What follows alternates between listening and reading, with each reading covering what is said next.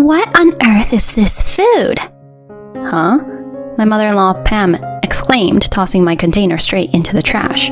What are you doing? How could you bring these leftovers? Biting back my words, I tidied up the spilled food, shooting her a sharp look. I'm out of here. And don't come back. I'm Maggie, a 30-year-old office worker. So here's the news. I just tied the knot with Richard. We first crossed paths on a group blind date. Honestly, I almost bailed, but a friend convinced me to balance the group. Who knew? Fate was calling. Richard totally caught my eye. Super charming and easy on the eyes. Chatting with him was super engaging and I found myself being attracted to him. We swapped our numbers and the texting began. Dinners, movies, the usual couple stuff followed. Every hangout was pure gold. We were totally into each other. After going out for a bit, he spilled his feelings and boom, we were officially a thing. Everything was on the up and up with us. His date game was strong, had me on cloud 9. I was head over heels, especially seeing how he treasured me. About a year in, he hit me with the big question. Maggie, I can't picture life without you. Forever together. Sound good? Will you marry me? Absolutely. And just like that, wedding bells were in the air. Then came intro time. We met the folks. Richard, being genuine, really clicked with my parents. They were all, treat our girl right. Promise, she's in good hands. Phew, parents approved. Now the tables turned. Time to meet his family. Walking up to their place, I was mad nervous. His place was straight out of a history book. Is your family kinda a big deal? Legend has it Grandpa owned this posh jewelry spot. Cashed in, built this mansion. This is home base. Gotcha. Chit-chatting, the front door swings open and there she was. His mom. Nice to meet you, I'm Maggie. Step inside. Her poker face game was strong. I hoped for more warmth, but okay. Inside, dad-in-law was chilling. Did the intro thing and got a supernatural, pleased to meet you.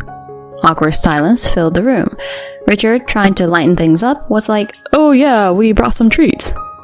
Mom's face lit up, if only for a sec. Thanks, we'll snack later. I mean, I expected tea time now, but okay. Is she not feeling me? She just took the gift and sat there. Come to think of it, they didn't give me anything. No coffee or cookies. I felt a bit of that cold shoulder. The conversation was super stilted, as expected. Richard, Mr. Optimist, launched into our wedding details. My mother-in-law, Pam, couldn't resist. When you're marrying into this family, there are rules. Go on.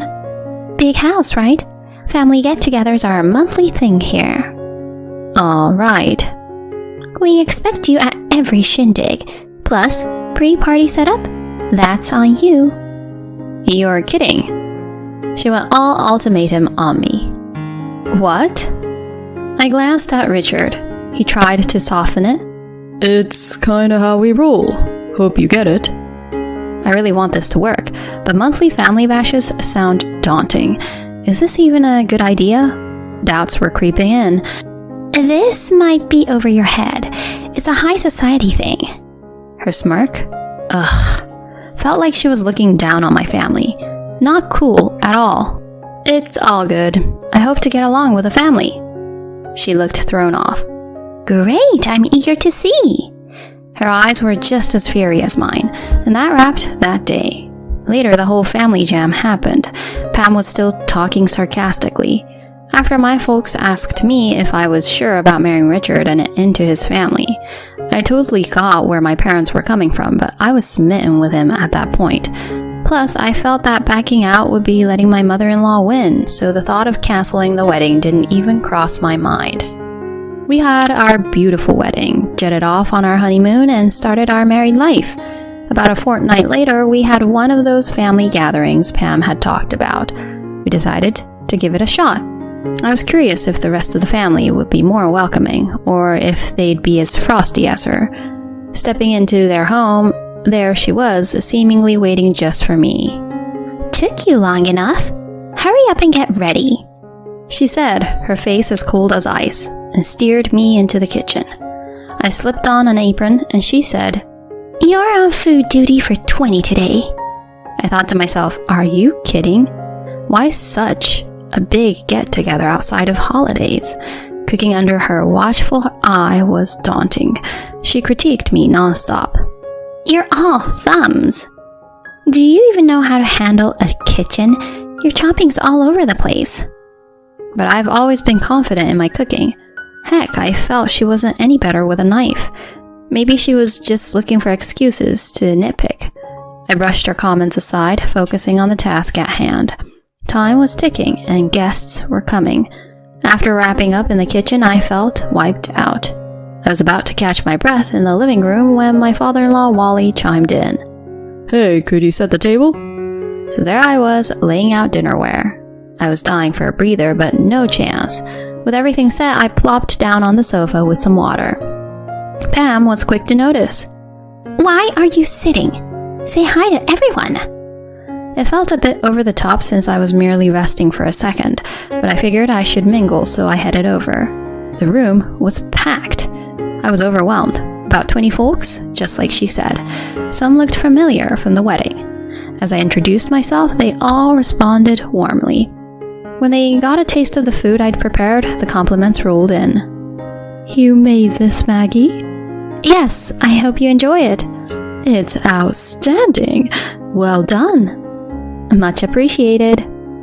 They were genuinely lovely. They ensured I took a break, even reminding me to eat. "Thank you for making all these dishes for us, Maggie." Their thanks was heartwarming, but in the middle of a conversation, Pam beckoned. "Why are you lazing around?" she quipped. "I'm not. I was just mingling." "You should be serving, not chatting. I'll do the talking." What? It felt like she was purposely sidelining me. My brief bonding time with the family was all I got. She kept me running errands the whole party. And the post-party cleanup? A total nightmare. She barked orders, but didn't lift a finger. With Richard and his dad out cold from too much booze, the cleaning was all on me. Once done, she said, "Nice work. You can head out now," and shooed me away. My husband was out cold, and she sent me home by myself.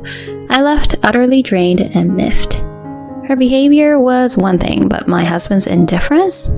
That stung. He seemed to have had a blast, oblivious to everything.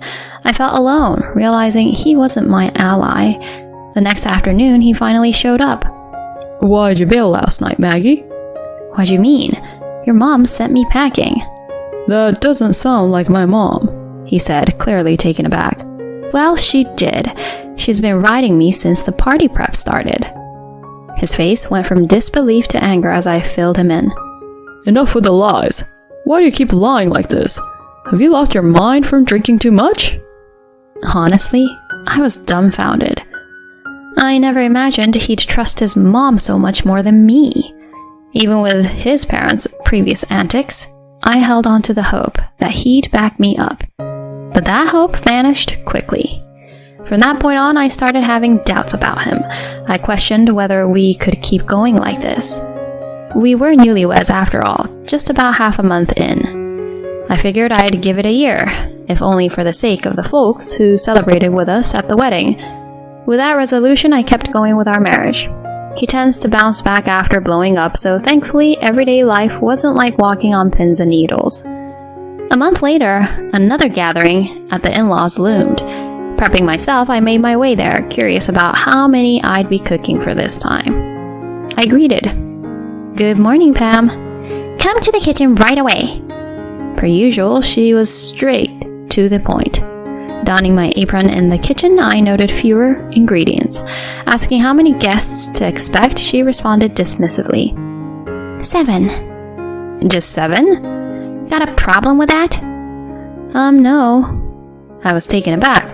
Last time it had been way more, but 7 felt doable. With that mindset, I began. Yet, like clockwork, she found flaws with every move. With fewer attendees, I hoped to actually enjoy the gathering. But the opposite happened. Pam, now able to monitor me more closely, kept me on a tight leash, denying me any downtime. It was draining, even more so than last time. And my husband? He just immersed himself in food and had fun, leaving me to tend for myself. Post-party, the men crashed, and Pam, lounging on the sofa, ordered me to handle the mess. More beat than before, she had me out the door soon after with a snarky, "Strangers can't stay overnight here. Only family can. So you better leave." Honestly, I was ready to leave. Dead tired, I hailed a cab, went home, and crashed. The next day, my husband strolled in, grumbling. You're so selfish. How could you just bail on the family? I was dumbfounded. Your mom literally told me I'm not family and sent me home. But this only made him angrier. Why the lies? I can't believe you'd stoop this low. His words stung. I told myself I couldn't handle another episode like this. A few weeks later, he mentioned a major family gathering. Too much cooking for one morning at my folks. Maggie, they want some dishes prepped in advance. I begrudgingly agreed, thinking it'd just cause more issues if I declined. After a full day of cooking, I packed everything up. Cooking from home spared me any nagging from my mother-in-law. I got to their place early, prepping for the 50 expected guests. Once all arrived, Pam announced, "Thank you for coming. The meal will be out shortly. Enjoy some drinks in the meantime." She seemed to revel in playing hostess. She signaled me for the food. As I started unpacking the dishes to transfer them, she exclaimed, "What on earth is this?" "What do you mean?" "There's quiche, fried chicken, the dishes you asked for." "Who'd eat such mundane food?" In a shocking move, she tossed my dishes in the trash right in front of everyone. "What are you doing? How could you bring these leftovers?"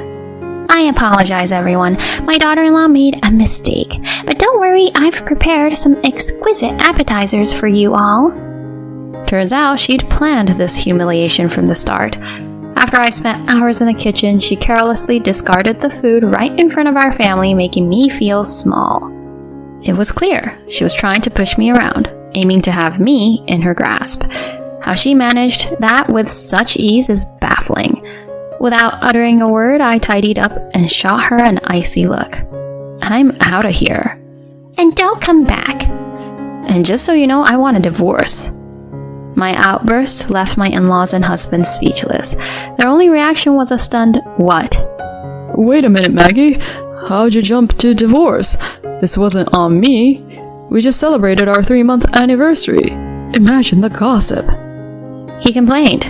Looking back, I should have pulled the plug on this earlier or skipped the wedding altogether. A voice from the crowd said, "Can't you see you're why she's thinking divorce already?" More voices pitched in. "That's right. If he can't stand up for his wife against his own mom's antics, that's just sad." For real? "From day one, Pam has been nothing but nasty to Maggie." And the silent duo, husband and so, are equally bad. The relatives laid into the in-laws, who were visibly shaken. "Hang on, everyone. What's the deal here?" Pam stuttered as relatives began to rise. We can't stomach your antics anymore. Truth be told, these monthly invites are a total drag. We came out of respect for family, but seeing your constant digs at your daughter-in-law? We're done. Another voiced their agreement. "Count our family out too." As the room buzzed with movement and chatter, Pam's distress was clear. "Wait, what do we do?" Choosing to exit with the crowd, I heard my husband's desperate plea. Maggie, I messed up. Please, give me another chance. But a relative's response was swift. Grow up. Where were you when she needed you? Later, I got an attorney to set the divorce wheels in motion. He dragged his feet a bit, but the mention of court had him signing on the dotted line. Since that day, it seems the in-laws' invite list has dwindled to none.